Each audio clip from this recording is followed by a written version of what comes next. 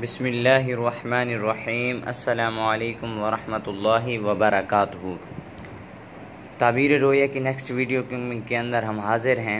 آج اس کے اندر پڑھیں گے، میں پڑھ کر آپ کو سناؤں گا کہ اگر کوئی شخص خواب کے اندر بخار دیکھ لے، یعنی اسے بخار ہے یہ دیکھ لے، تو اس کی کیا تعبیر ہو سکتی ہے۔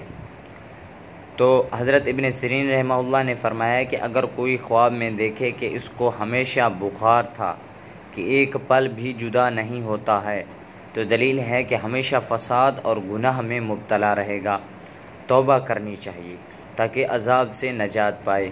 حضرت ابراہیم کرمانی رحمہ اللہ نے فرمایا کہ اگر کوئی شخص خواب میں دیکھے کہ اس کا بخار دراز ہے، تو دلیل ہے کہ اس کا جسم درست اور عمر دراز ہوگی، اور اگر دیکھے کہ اس کا بخار تھوڑا تھا تو اس کی تعویل جو ہے اس کے خلاف ہے جو ہم نے اوپر ذکر کیا، یعنی کہ جسم درست اور عمر دراز ہوگی، مطلب جسم درست نہیں ہے اور عمر بھی دراز نہیں ہوگی، اس کے برخلاف ہے۔